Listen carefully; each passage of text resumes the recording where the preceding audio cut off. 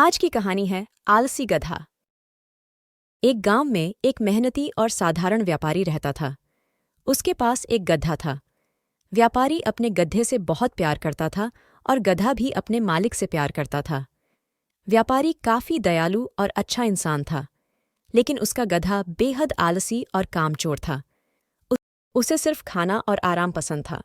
वो व्यापारी रोज सुबह अपना सामान गधे पर रखकर बाजार ले जाता और शाम को बचा हुआ सामान वापस ले आता, लेकिन गधे को काम करना बिल्कुल पसंद नहीं था।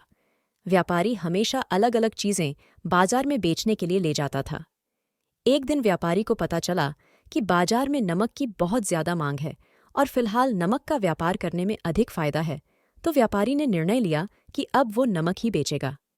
जैसे ही हाट लगने का दिन आया, व्यापारी ने नमक की बोरियां गधे की पीठ पर लादी और उसे बाजार चलने के लिए तैयार किया।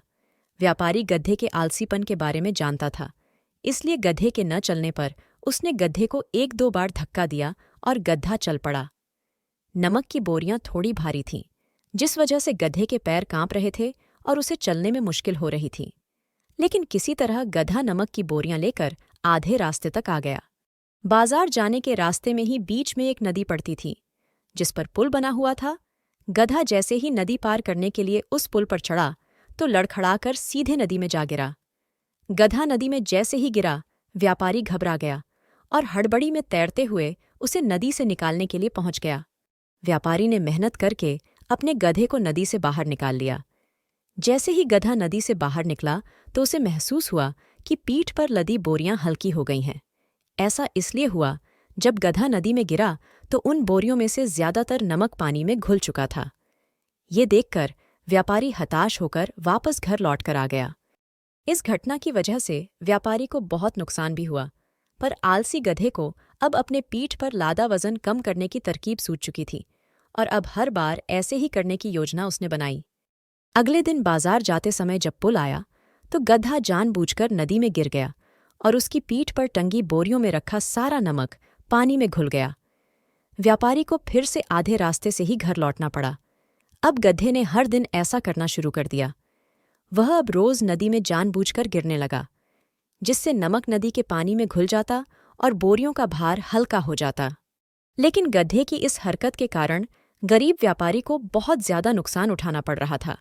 लेकिन धीरे धीरे व्यापारी गधे की इस चालाकी को समझ गया। व्यापारी ने सोचा कि इस गधे को अब सबक सिखाना ही पड़ेगा। व्यापारी ने तरकीब निकाली कि इसकी पीठ पर एक ऐसा सामान लादना पड़ेगा जो पानी में जाकर और अधिक भारी हो जाए। व्यापारी ने अगले दिन गधे की पीठ पर रुई की बोरियां लाद दी और बाजार की तरफ चलने लगा। जैसे ही गधा पुल के पास पहुंचा, उसने रोज की तरह नदी में गिरने का नाटक किया, लेकिन आज उसकी पीठ पर लदा वजन कम नहीं हुआ, बल्कि और बढ़ गया।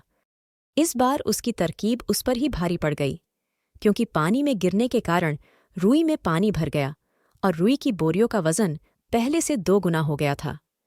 गधा यह बात समझ नहीं पाया था कि आज बोरियों का वजन पानी में गिरने के कारण कम होने की बजाय पहले से कहीं ज्यादा बढ़ कैसे गया है। पीठ पर लदे वजन के कारण गधे को बहुत ज्यादा परेशानी होने लगी। ऐसा अगले 2 से 3 दिन तक होता रहा। व्यापारी गधे की पीठ पर रुई से भरी बोरी बांध देता और गधा जब भी पानी में गिरता, पानी में गिरते ही उस पर लादा हुआ वजन 2 गुना हो जाता। आखिरकार गधे ने हार मान ली, क्योंकि गधे को अपनी हरकतों का सबक मिल गया था। और उस दिन के बाद से व्यापारी जब गधे को लेकर बाजार जाने लगा तो गधा चुपचाप बिना नदी में गिरे पुल पार कर लेता। इतना ही नहीं, उसके बाद से गधे ने कभी भी वजन लादने में आलस नहीं दिखाया। गधे का आलसीपन खत्म हो गया था और धीरे धीरे व्यापारी के सारे नुकसान की भी भरपाई होने लगी।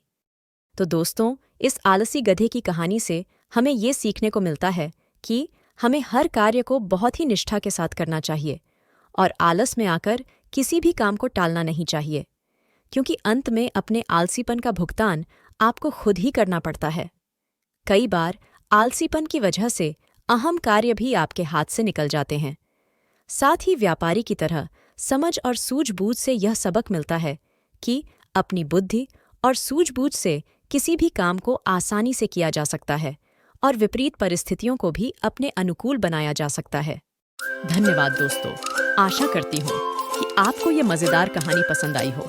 अगर आपने अभी तक मेरे चैनल बीहाइव टून्स को सब्सक्राइब नहीं किया है, तो अब सब्सक्राइब करें, वीडियो को लाइक करें और शेयर करें।